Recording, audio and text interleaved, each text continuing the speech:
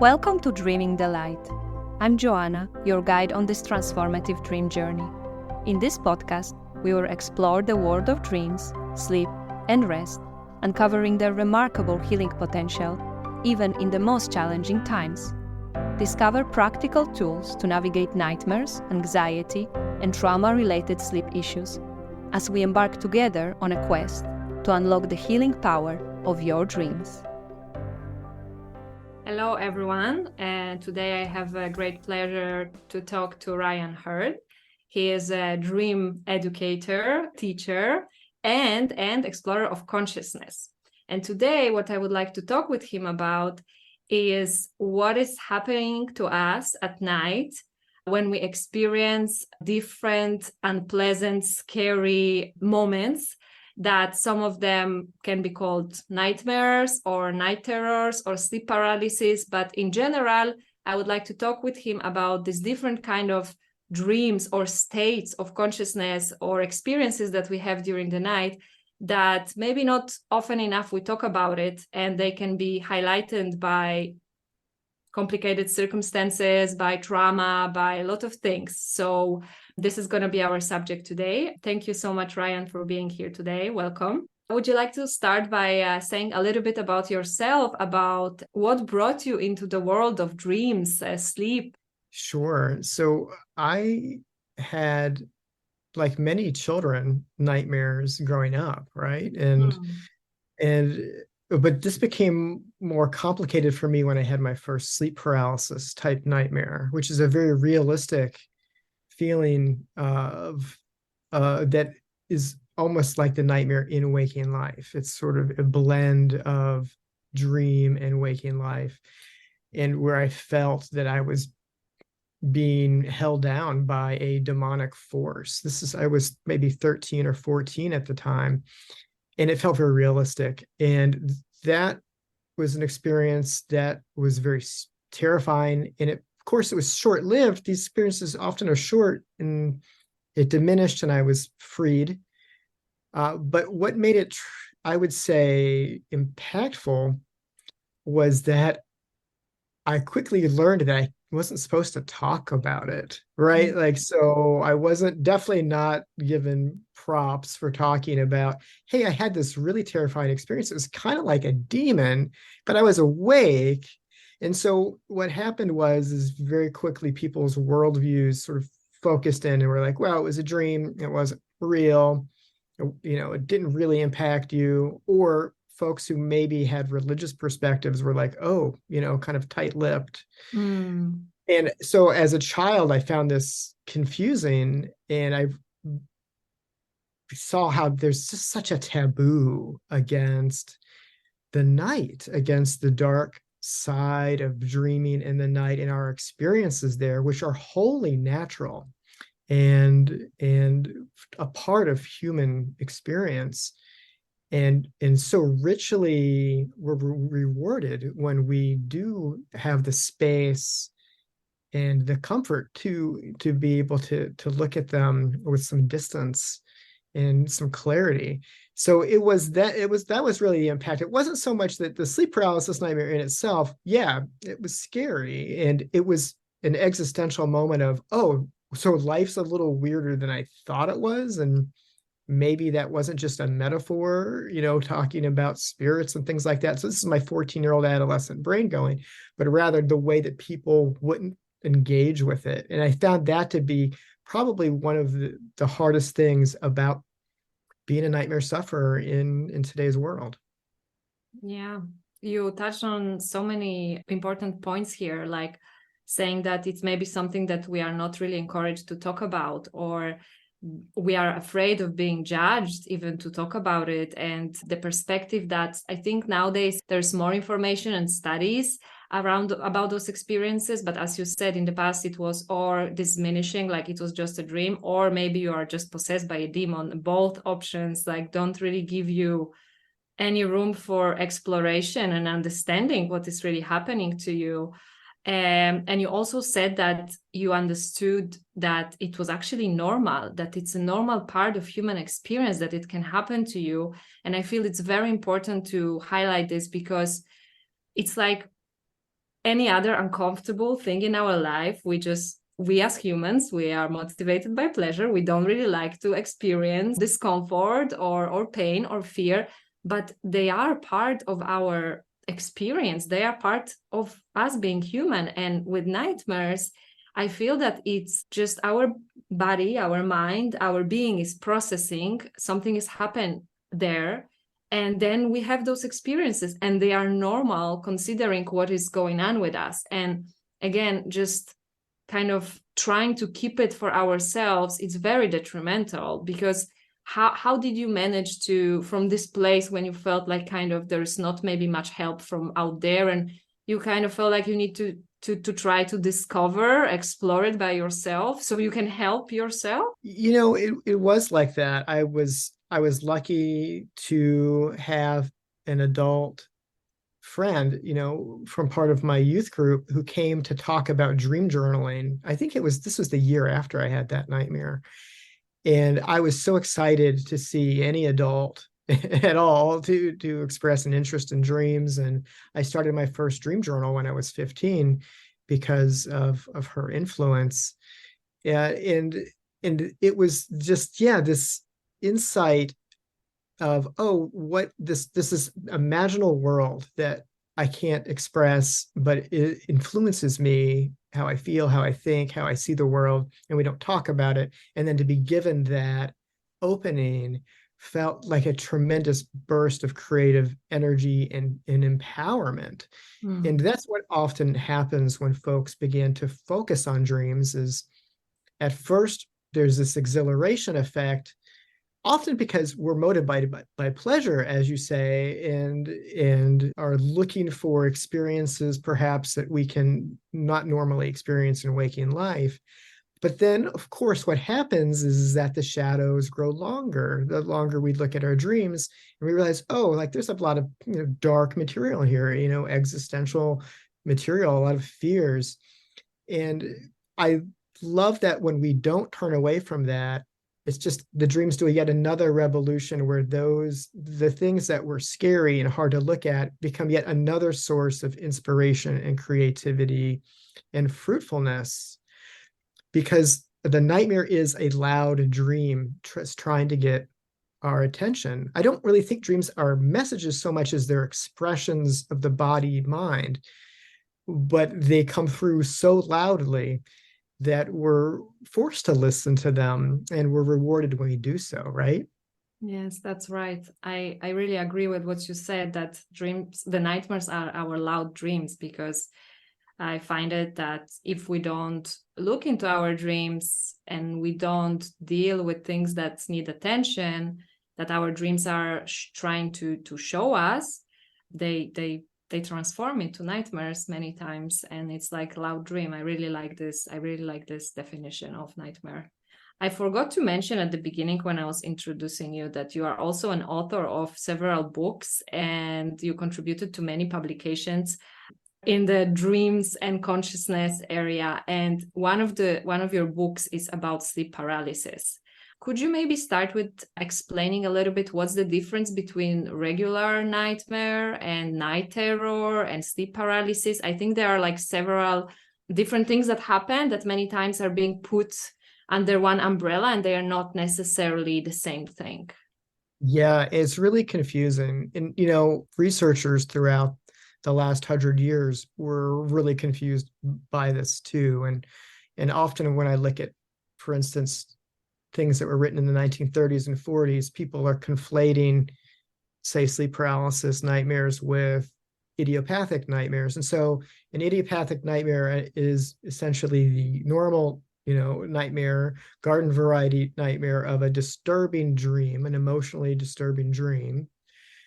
And the old definition is that they lead to awakening. And so it disturbs the sleep. Now, interestingly, that criterion for wakefulness is being questioned now. It's like, well, if it's a impactful bad dream, then we could call that a nightmare, especially if it's a repetitive bad dream. Some researchers are saying, yeah, that's a nightmare. So anyhow, these are a sleep phenomena. They occur in dreaming sleep, generally in REM sleep, but not always. But that narrative, they have a narrative, they have a story. We're, embodied as a dream figure, right? So that's the idiopathic nightmare. Sleep paralysis is a combination of some of that dreaming mentation, but it's occurring while we're aware of our sleeping body. And so it feels like it's a hybrid state of awareness in such that, when we're dreaming, when we're asleep, our muscles are essentially in a lockdown, in a state of motor paralysis. And so this is mostly our big skeletal muscles, the long muscles, but that includes the ones in the diaphragm, right? Mm-hmm. As well as like our arms and legs and whatnot.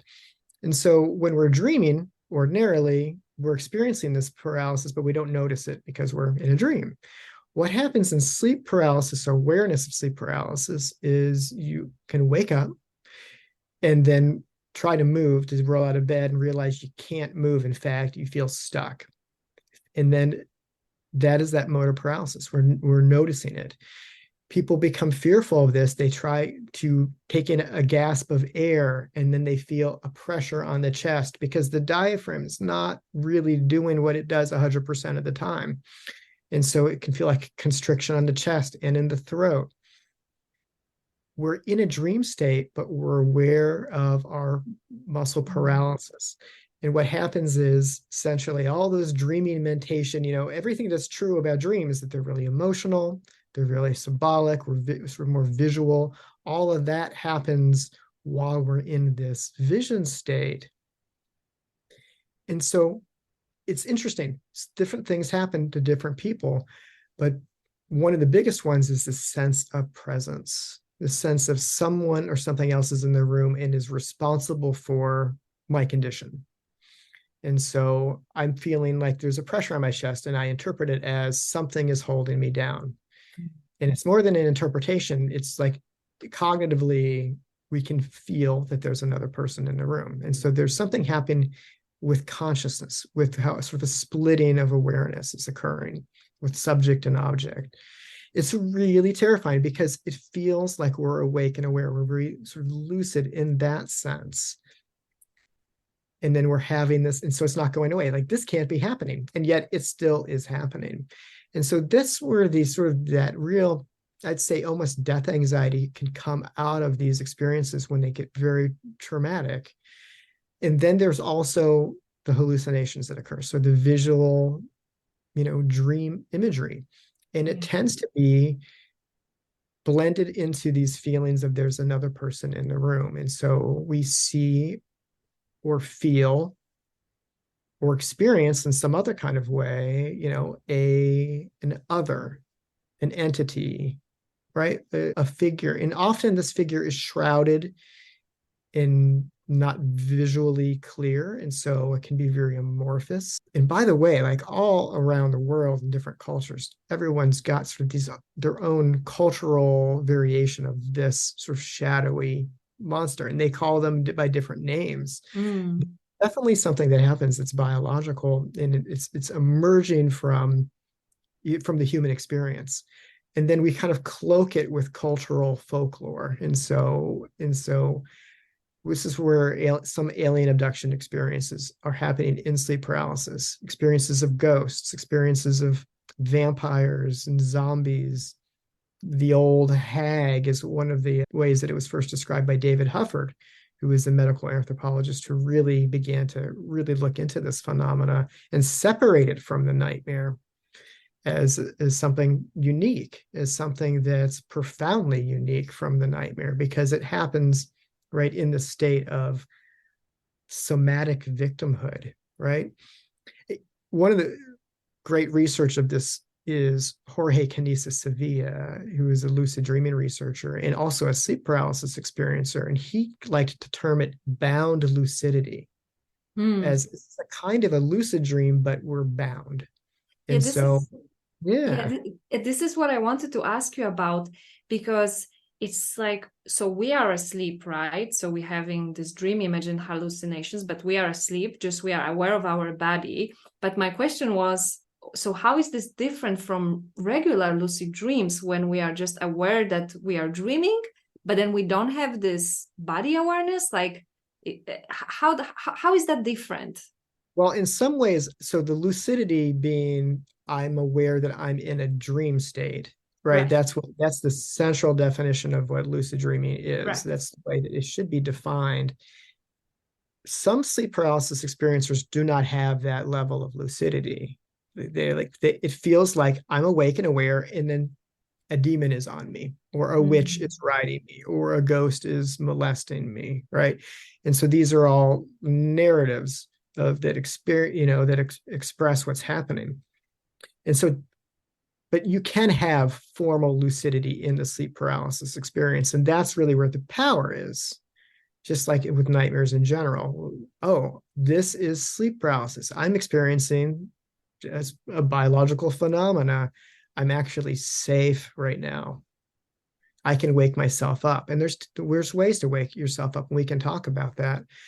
And so that's what lucidity brings to the experience, is that profound ability to take back some power. Yeah, very interesting. So it's like different, like, because in our lucid dreams, when we are lucid, we can be lucid on many levels, right? If you ever experience lucid dreaming, so it's not always this full lucidity, right? It's not always like, oh, this is a dream and I can, take control of it, or whatever you want to do. But many times I experienced myself, it's different levels of lucidity. Like, I am kind of aware, for example, that I am dreaming, that it's a dream, but at the same time, I'm not aware that this is creation of my mind, right? So I know it's a dream, but I still react as if I didn't know, for example. So it's like this different kinds of lucidity. So here it happens that maybe like you are aware, but you are not fully aware. But that's why this information is so important, because if this is happening to someone right now and they experience this, if they have this information, that they can bring this awareness to say, I just heard this, that someone said that my brain is working and this is just physiological things happening to my body, and I'm dreaming this demon. It's not really a demon standing in front of me, even though it feels so real. So as you said, there are ways to take action. This is the empowerment, right? Right, exactly. And what's so interesting so we've got nightmares and we've got sleep paralysis. And so as you see, they're different phenomena. But the third one we haven't discussed yet is the sleep terror, Right. which used to be called the night terror, but they can happen really anytime during the 24-hour cycle. So a sleep terror is a completely different kind of disorder. In fact, it's more called an arousal disorder rather than a sleep symptom. And what happens is that we're waking up out of slow wave deep sleep. Okay. And it's very disorienting. And there is very little lucidity of the person who's having this experience. They're having something scary is happening to them. They're emerging out of this deep sleep, and they're thrashing about, and they often can seem like they're having a seizure. Sometimes it can seem that way. There could be repetitive movements, as well as just attempts to talk but not being very able to like express, and even not even understanding that you're next to them, saying, hey, can you hear me? Wake up. They're not responsive, even though their eyes may be open. And it is again, this is something that's natural. It happens to humans. It happens for different reasons, usually related to stress or disruption of sleep, and all the things that can disrupt sleep, right? All those things. And then people wake up out of it. And the thing that you can really notice about it afterwards is that the dreamer usually doesn't remember what happened. And so you say, what was that about? And the dreamer's like, the first thing I remember is you saying, can you hear me? And that was just like 5 seconds ago. And there might be a vague sense of something there, but the content itself is really hard to get to. And so that's a sleep terror. And they're particularly hard, I think, for adults to manage when their children have them, because you can, as a parent, one can feel very just powerless. And there's sort of all you can do is sort of hold them and wait for them to come to. But if another adult in your space is having a night terror or sleep terror, it's best to not interfere bodily at all and to use words to bring them back, but don't try to hold them down, because you could get clocked and they can sort of fight back and still be in this state of of chaos. So they're hard to watch, but they tend to happen for children. They happen between the ages of like 4 and about 7, and then they diminish naturally over time, and they come back for adults sometimes, for some people, in an idiopathic way because of stress. Or I remember once I had a night terror as an adult, and it was because I helped my friend move his house, and he wanted to start. It was like 11 p.m. when we started moving like furniture. So we were done at like 4 a.m, and I had a huge cup of coffee before we started moving. So I was like, okay, I need to be kind of jacked up for this. And I went to sleep at like 5 a.m. and I went straight into a night terror because my sleep was so confused about like, whoa, like, what time is it? My circadian rhythm was really super confused. And I actually brought a little bit of content from that back. I had brought back the content of being surrounded by rats and vermin, and Wow. and I emerged out of this sort of horror of just too many rats, essentially. Yeah. Wow, that's really scary. And but as you said, it's important to know that those are different phenomena, because also from what I heard is that during, as you said, during night terrors, your body can also be active. Like you can be acting out things. You can be, I don't know, moving your limbs, and this usually doesn't happen during just a regular nightmare, right? And the inability to remember, like many times people have no recollection of someone say, you just, I think you had a nightmare last night, and then they said, I don't remember anything. And this can point to the fact that maybe someone was not actually experiencing a nightmare, but they had a night terror, right? So from here, maybe I would like to ask you about what can we do when we are experiencing those states? Like, what's your experience from the research you did, from the work you did?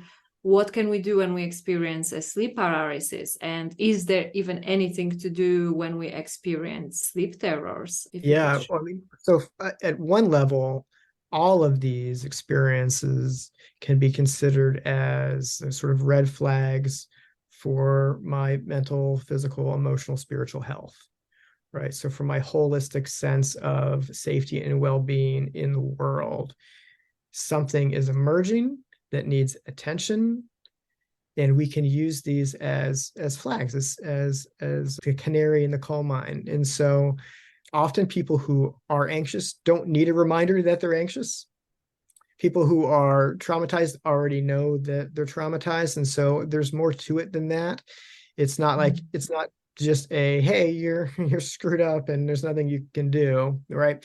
Rather, I take these as times of, okay, what can I do to increase my feelings of safety and wholeness and belonging and trust in the world? How can I better take care of myself? What can I change about my situation?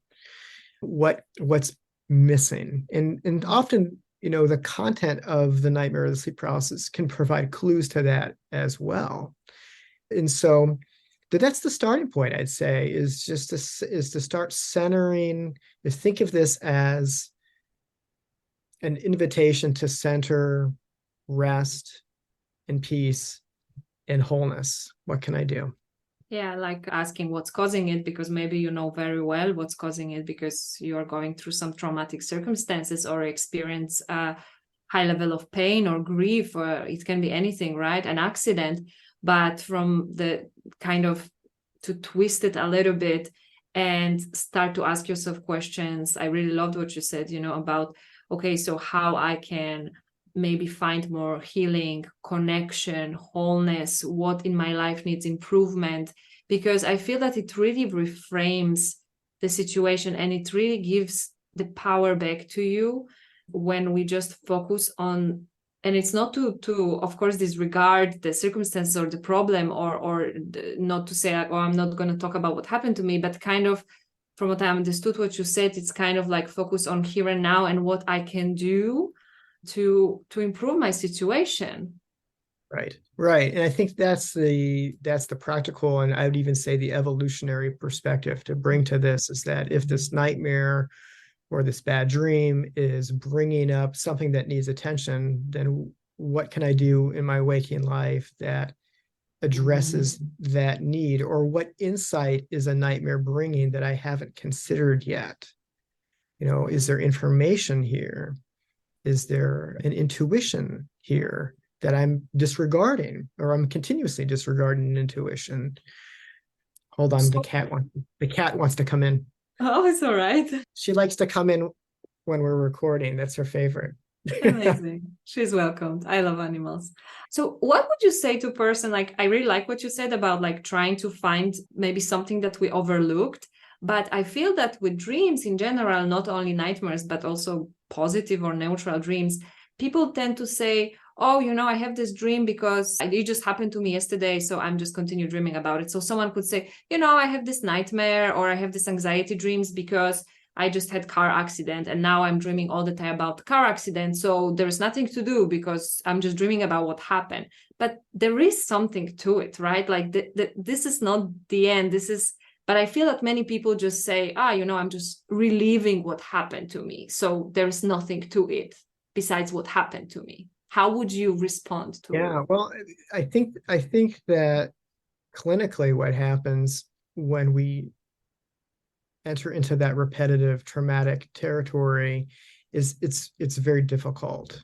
I think the healing industry has had a lot of difficulty with treating nightmares. There's been some successes, but they don't work for everyone. And the thing is, I think overall that these treatments, and some of your guests from your other programs have really talked about, how desensitization can work, or rescripting imagery can work. They do have some successes, and they're worth trying with sorry, the cat is just like, I have to scratch behind her ear. She'll never leave me alone.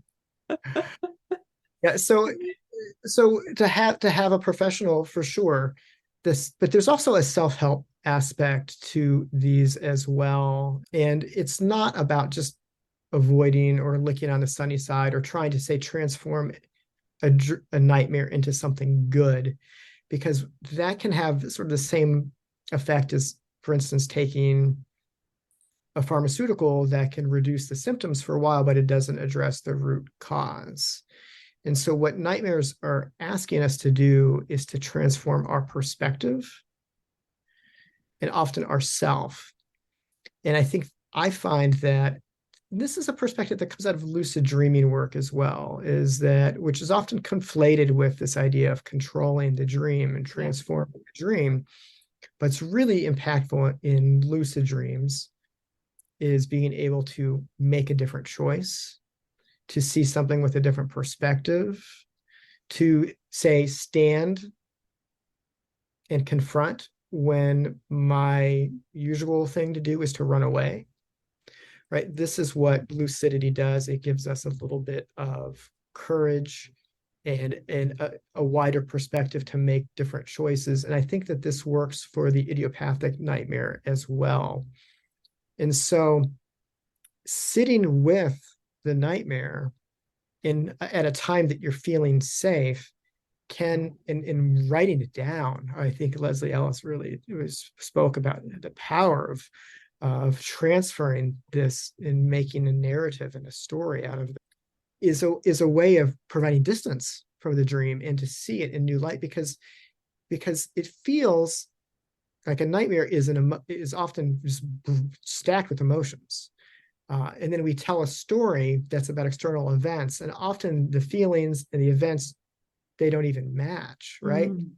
And so how can we sit with the feelings and the imagery and begin to disentangle them?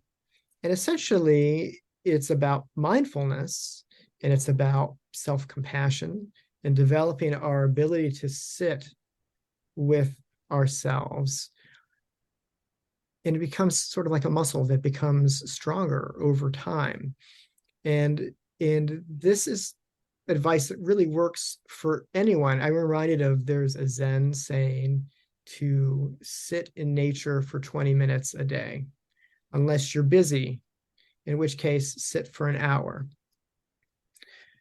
And so the same logic is at work here with nightmares. There's I think at first this revulsion to, I don't ever want to think about that again. And I certainly can't explain it to my partner, to realizing, this needs to be honored. How can I find a way to honor this? Which could be writing it down or sharing it in a safe and trusted way with a friend who's a good listener. And that's really important, right? Like someone who knows how to listen and can sit and not try to fix, but just be with.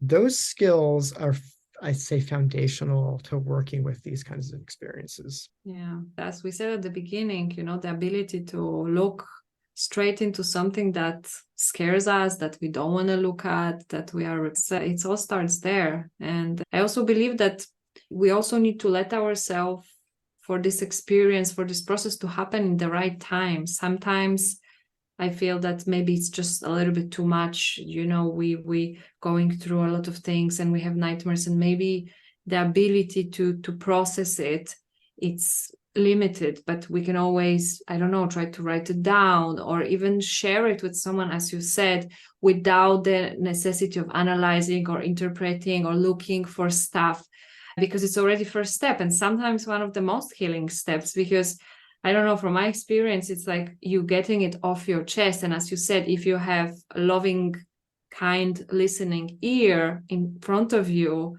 this already is doing something that's hard to explain by our logical mind, but it is something very powerful. That's why I also advocate for dream sharing, dream community, dream circles.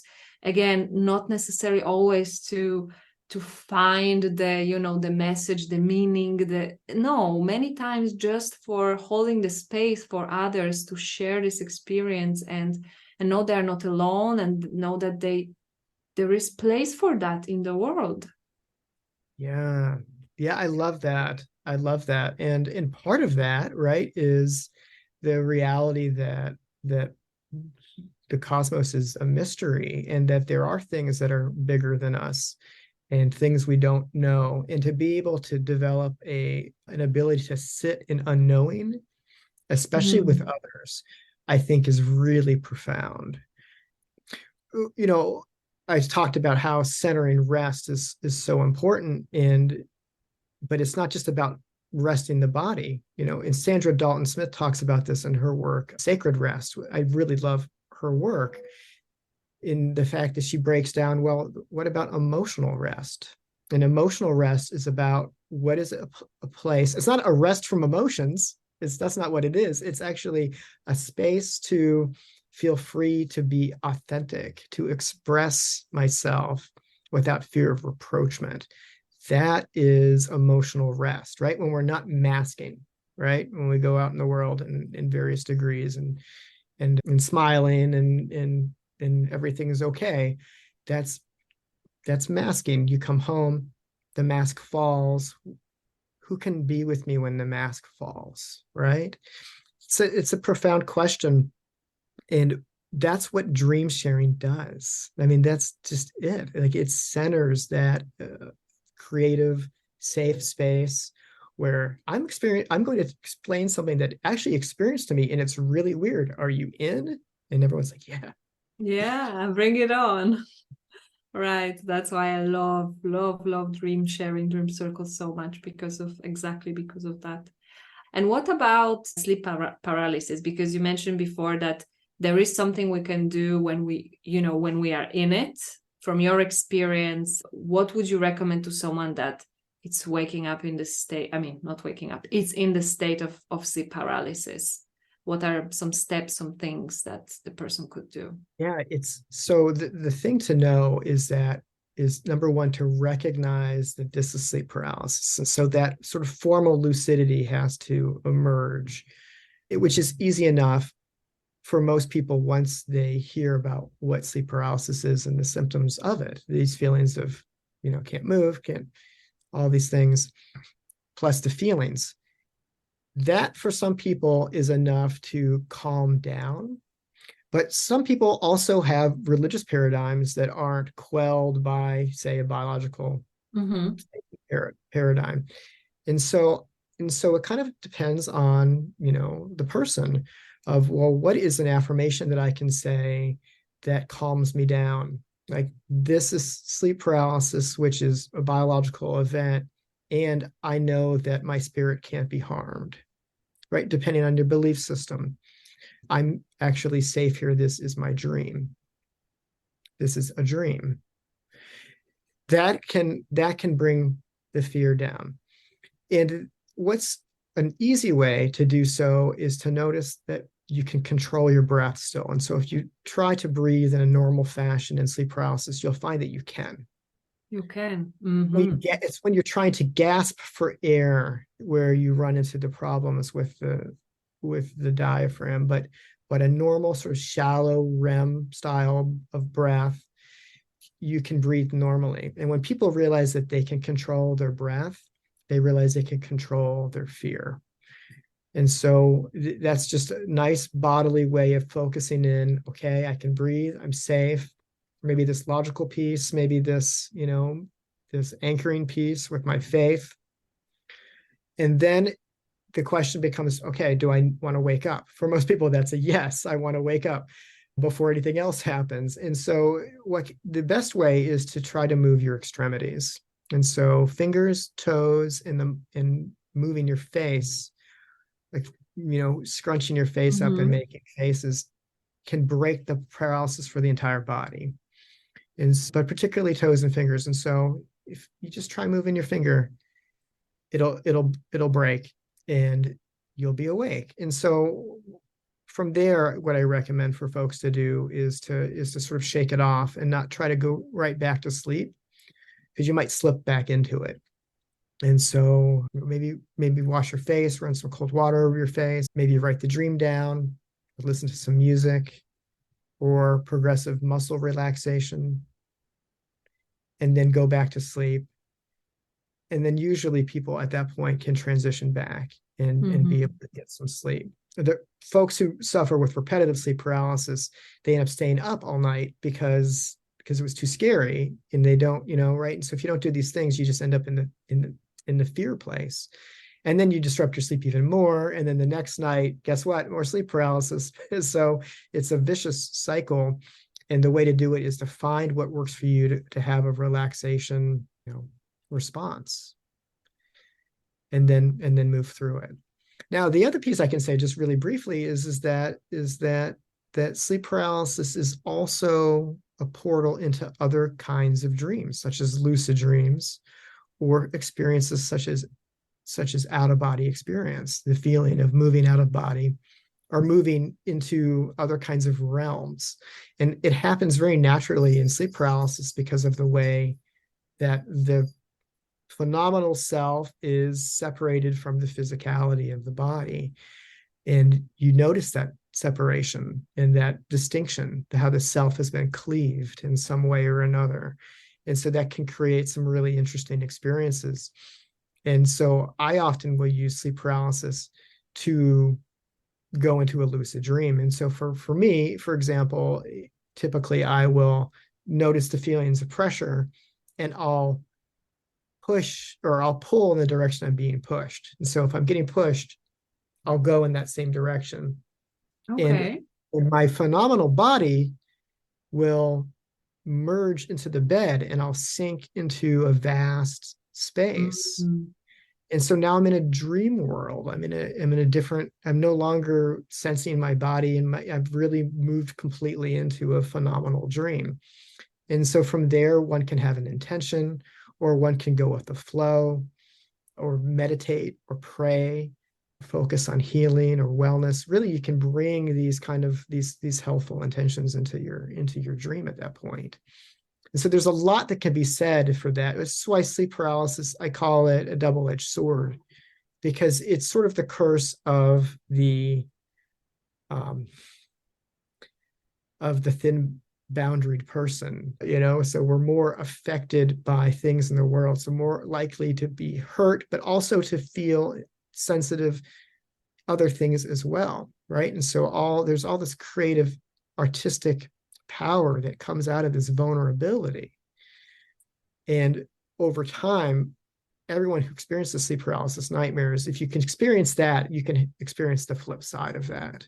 And it just takes time to develop trust with the unknown and to really find, a way of, to be able to sit in that space. Wow, Ryan, that's so beautiful. And I think everyone really needs to remember that, because I feel that actually many things in life are the two sides of it, right? Like things are not really black and white very often.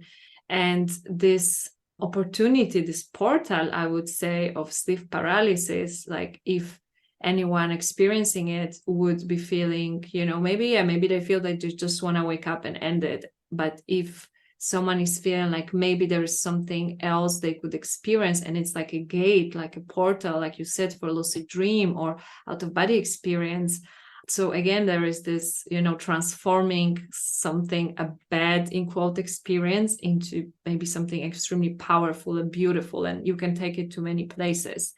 And maybe also with the nightmares, like regular nightmares, I feel that many times it's also opportunity for becoming lucid, because I heard it from many people and happened to me a couple of times that when we are, during the nightmare and something crazy is happening, but if we program ourselves, if we set intention, if this already happens a few times, so many times there is opportunity actually to become lucid, maybe for the first time, right?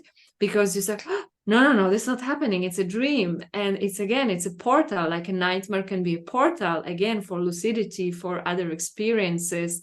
But we need to, of course, be willing to maybe, face the monster, or maybe like really program ourselves to say, okay, I'm gonna become lucid, because it already happened so many times.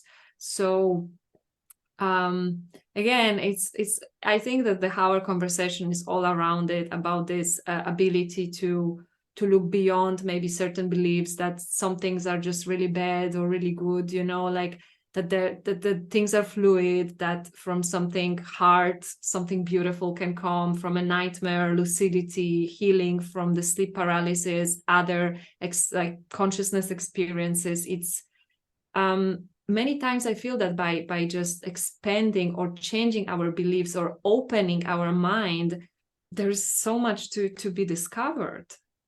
Yeah, there's so much. And it's important to also not whitewash our negative experiences as, oh, this is an opportunity for beauty, and that's all that it is. Because again, like there's this whole side to reality.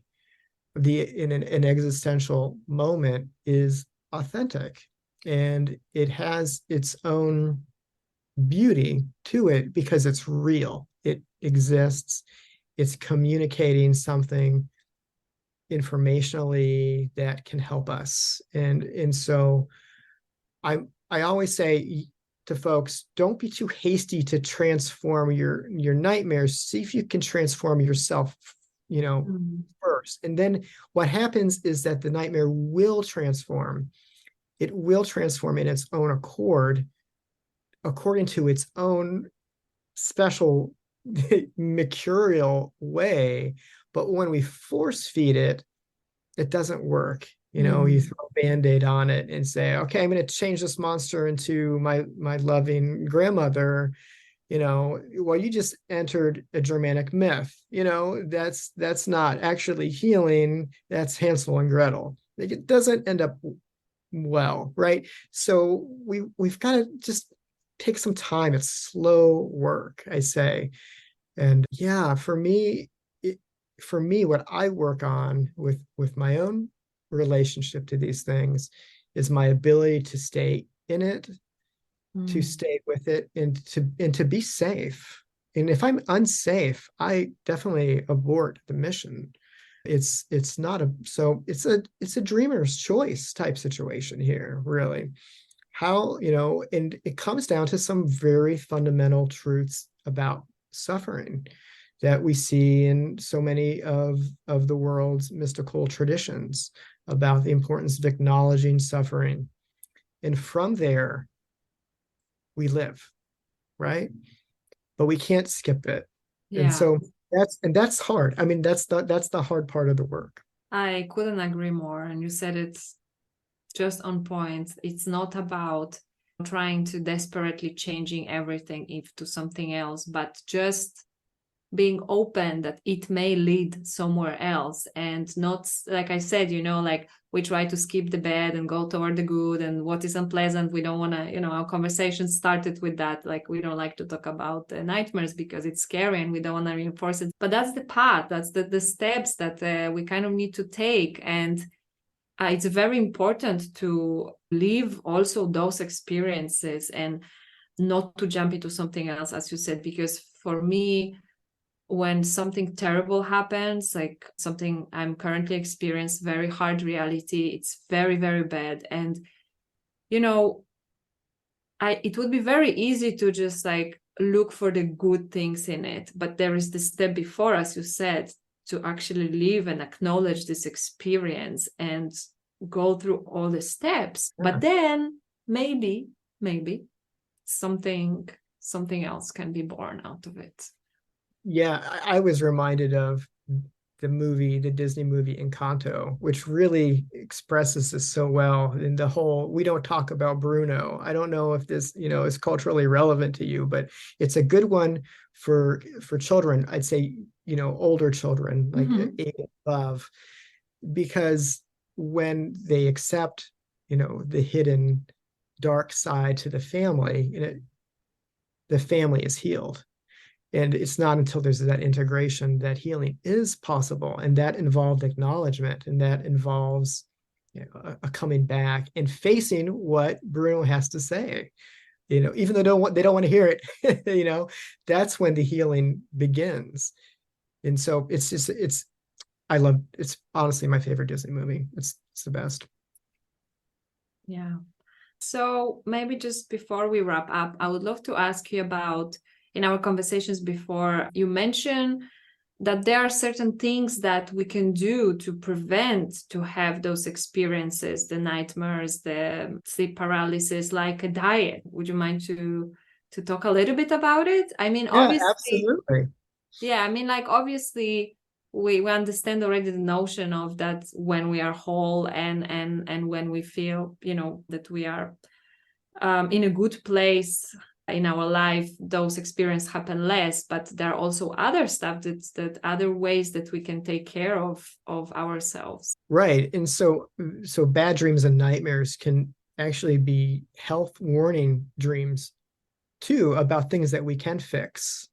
An example that is true for my life is that I will have a nightmare of my teeth falling out. It's very typical nightmare. And it's terrible. In the dream, I don't know I'm dreaming generally, and I'm trying to fix it, and it's just a goopy mess, and I'm embarrassed. There's social anxiety as well as just like the horror, because teeth are so, right? They're so important. They're so central to good health. And what I found is that I have this dream when I start grinding my teeth in my sleep too much. And the dream happens as I'm actually grinding my teeth. Now, I grind my teeth at times because of anxiety, but why? And the why for me is often because my coffee habit has increased too much again, and I'm drinking too much caffeine, and the caffeine makes me anxious, and then I'm grinding my teeth, and then I'm having the teeth falling out dream, and there it is from start to finish. And so now I've worked out the proof. It took a long time to work it out. Now when I have the dream, I'm like, oh yeah. And then I check, am I drinking too much coffee? Yes. And so I de-escalate. I go back to green tea. I go back and I cleanse myself, and it goes away. So that's just, one, way that our diet and things that we can easily fix in our life can affect specific kinds of nightmares. But there's also ones that are, yeah, there's open-ended ways to go about it too. Just like watch how food shows up in your dreams, right? That's so true. No, it's a big deal. There, the references to food and indigestion causing nightmares is actually quite old too. I think there's a line in Dostoevsky in Crime and Punishment where the main character Raskolnikov has a nightmare, and someone, I think it's like his landlady or something, I can't remember, said, "Oh, it's probably just a bit of undigested potato." Right? And so this is just like the explanation for your bad dream. And so it hits a chord, and it has for quite some time.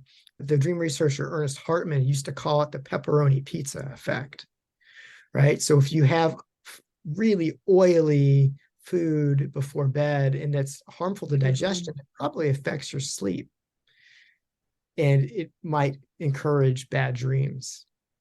Yes, I really agree with that. And at the same note, it's like it's an encouragement to just be really aware of what you do, what you eat. Like this is this beautiful, can be a beautiful reminder of like let's look into, yeah, into ourselves, into how we live our life. And maybe you can find your own dependencies, right? For everyone it can be something else, even though we would definitely agree that, you know, intake of caffeine and heavy foods before you go to sleep, or not enough sleep, or the more common things, they are pretty well researched and obvious by now. But you may have your own dependencies that if you decide to play a little bit of a detective and say, okay, I'm having this dream, like what changed in my life right now? Did I change something? Did something, you know, not only from the emotional, but as you say, as maybe a physical movement, sport, diet, maybe I moved houses and something is in the air. Like it can be a lot of things, but it's just very interesting to use dreams, not only nightmares, but in general, also dreams as this inspiration for looking into our waking life and see how it, you know, correlates. I love that the way you said that, and just the curiosity that comes with that kind of investigation. That's 90% of it. Like just becoming curious, like why is this happening?